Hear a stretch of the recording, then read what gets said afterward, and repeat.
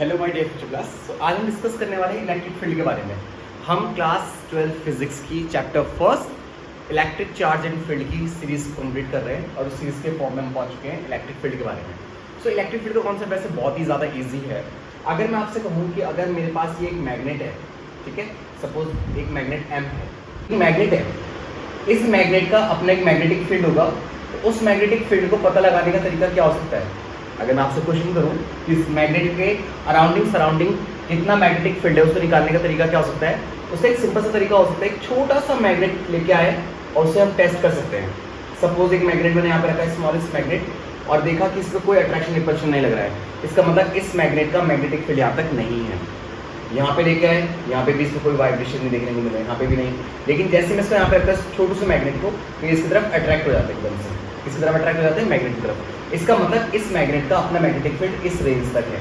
बस इसी तरीके से किसी चार्ज के पास बच्चों क्या होता है, अपना एक इलेक्ट्रिक फील्ड होता है। जिस तरह से मैग्नेट के पास अपना मैग्नेटिक फील्ड होता है, जहाँ तक वो किसी दूसरे चार्ज को एक फोर्स एक्सपीरियंस कराते हैं बच्चों, वैसे ही एक चार्ज के पास भी अपना क्या होता है, इलेक्ट्रिक फील्ड होता है, जहाँ तक वो किसी अदर चार्ज को जो कि बहुत ज़्यादा स्मॉल हो उसको एक फोर्स एक्सपीरियंस करवाएगा। ठीक है ना? तो बहुत ही स्मॉल इसलिए मैं बोल रहा हूँ ताकि आप उसकी पूरी रेंज निकाल सकें, कहाँ तक उसका फील्ड बन रहा है। ठीक है, इसको हम ऐसे समझ सकते हैं, ये कह रहा है an electric field is said to exist at a point if the force of electric origin to experience by a test charge placed at the point.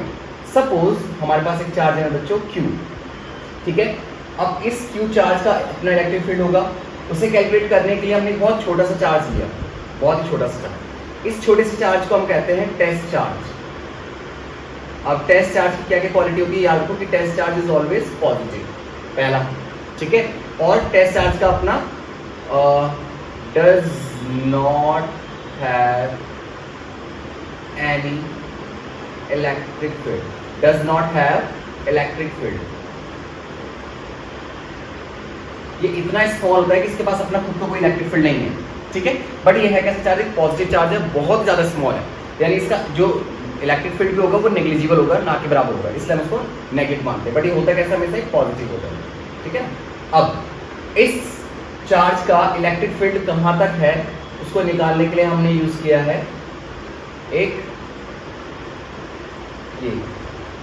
हमने यूज किया टेस्ट चार्ज। अब टेस्ट चार्ज अगर test charge की तरफ attract होता है, कोई force experience करेगा, या इससे रिपल होता है, क्योंकि पॉजिटिव है तो रिपल करेगा तो ये आगे की तरफ जाएगा।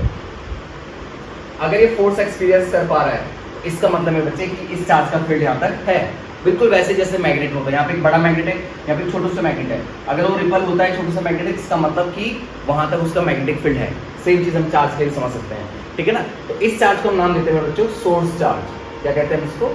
Source charge. यह है सोर्स चार्ज, इसको हम पॉइंट चार्ज भी कह सकते हैं, ठीक है। सोर्स चार्ज है। अब इस सोर्स चार्ज के जो इलेक्ट्रिक फील्ड है उससे ये वाला अपने आप पे क्या कर रहा है, फोर्स एक्सपीरियंस कर रहा है। तो फॉर्मूला बनता है इलेक्ट्रिक फील्ड का, E is equals to F upon Q not. ये Q नॉट कौन सा है, जो फोर्स एक्सपीरियंस कर रहा है, F कौन सा है, दो चार्जेस के बीच में लगने वाला फोर्स, इलेक्ट्रिक फोर्स, ठीक है ना। सो अब हमने क्या करा, हम यहाँ पे इस फॉर्मूले को खोल लेते हैं, E is equals to limitations Q not tends to 0, मतलब Q का अपना कोई इलेक्ट्रिक फील्ड नहीं होना चाहिए, बट Q अपना क्या एक्सपीरियंस कर रहा है, कोई फोर्स एक्सपीरियंस कर रहा है। तो अब अगर आप इलेक्ट्रिक फील्ड के फॉर्मूले को लिखना चाहते हो, लिखोगे तो आप हमेशा इस फॉर्म में इसको लिखेंगे, ठीक है ना। याद रखेंगे कि टेस्ट चार्ज का अपना क्या नहीं, कोई भी इलेक्ट्रिक फील्ड नहीं है। अच्छा, अगर मैं वैल्यू पुट करूँ, A is equals to F की वैल्यू क्या होती है, 1/4 pi epsilon not dot Q1 Q0। अगर मैं सिंपली इन दोनों के बीच में फोर्स की बात करूँ तो ये बनेगा अपॉन R², ठीक है ना।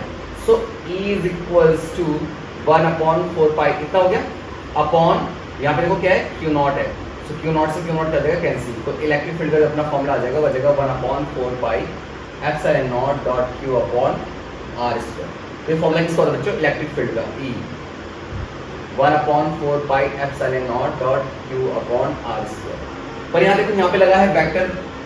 अगर मान लो कि मुझे इस फॉर्मूले को ही वेक्टर फॉर्म में लिखना हो, ये तो एक मैग्नीट्यूड हो गया, इसका अगर मुझे वेक्टर फॉर्म लिखना होगा, लगा के डायरेक्शंस दे रखी है, तो अगर मुझे इसे वेक्टर फॉर्म में लिखना होगा तो बच्चों में कैसे लिखूंगा, यहाँ पे लिखूंगा R वेक्टर अपॉन R।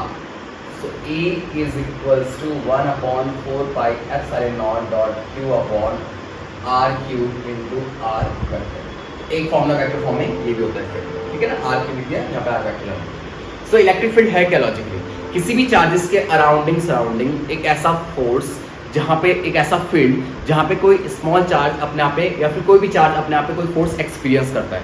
इसके बारे में दो चीज़ आपको समझनी है कि जो चार्ज आपके पास पॉजिटिव होगा बच्चों, वो तो फील्ड लाइन जनरेट कर रहा होगा, यानी उससे फील्ड लाइन आउटवर्ड जा रही होगी, ठीक है, और जो नेगेटिव होगा उससे फील्ड लाइन इनवर्ड्स होती है हमेशा। अगर चार्ज नेगेटिव है तो फील्ड लाइन उससे इनवर्ड होती है, ठीक है। चलिए हम डिस्कस करते हैं इलेक्ट्रिक फील्ड इंटेंसिटी के बारे में। जहाँ तक इसकी कुछ प्रॉपर्टीज हैं इलेक्ट्रिक फील्ड की, इसको हम इलेक्ट्रिक फील्ड लाइंस कहते हैं, क्योंकि ये लाइन जो होती है वो इमेजिनरी लाइन है। कैसे लाइन होती है? इमेजिनरी, मतलब वो दिखेगी नहीं आपको, इमेजिनरी लाइन है। समझ रहे हैं इलेक्ट्रिक फील्ड लाइंस की कुछ प्रॉपर्टीज के बारे में, ठीक है, जो बहुत ज़्यादा इंपॉर्टेंट है, आपको समझना है। एटलीस्ट आपको मोर देन 2 आनी चाहिए, 2 से ज़्यादा आपको पता होनी चाहिए, ठीक है।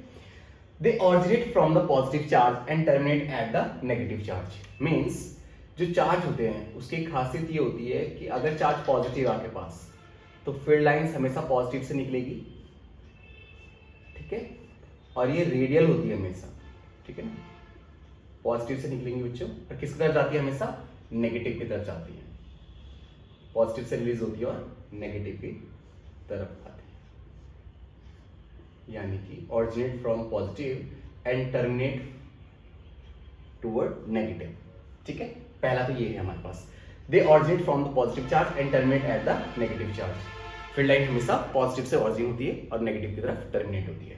सेकंड है, they do not form close loop. आप देख होंगे ये अपने पास से बिल्कुल स्ट्रेट चलती है, तो मतलब ये क्लोज लूप नहीं बनाती। लाइक फील्ड लाइंस ऐसे कर्व फॉर्म में नहीं चलेंगी, ऐसे ऐसे नहीं चलती है, ऐसे नहीं चलती है, लूप नहीं बनाती है, ठीक है ना। क्या नहीं बनाती है? लूप नहीं बनाती कभी भी, तो ये कभी लूप फॉर्म में नहीं चलती है। दूसरा है, they do not cross each other because of that point of the intersections. They do not cross each other because at the point of intersections two tangent can be drawn, so the two directions of force is impossible at the point. Suppose we have this line and this line, कि कभी भी दो field line एक दूसरे को intersect नहीं कर सकती। रीजन क्या है?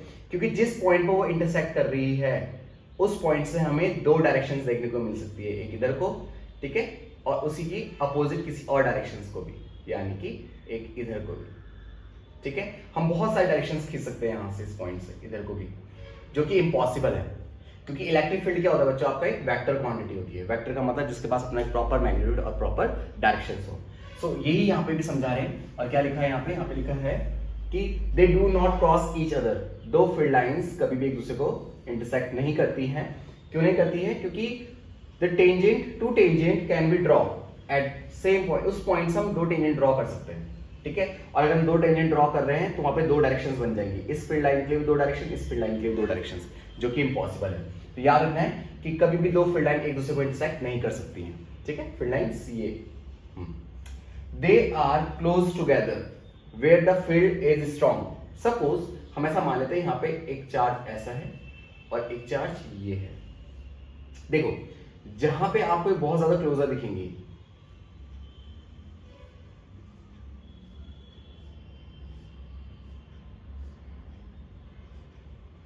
बहुत ज्यादा क्लोजर है, जहां पे बहुत ज्यादा क्लोजर होगी वहां पे फील्ड क्या होगा? बहुत ज्यादा स्ट्रॉन्ग होगा।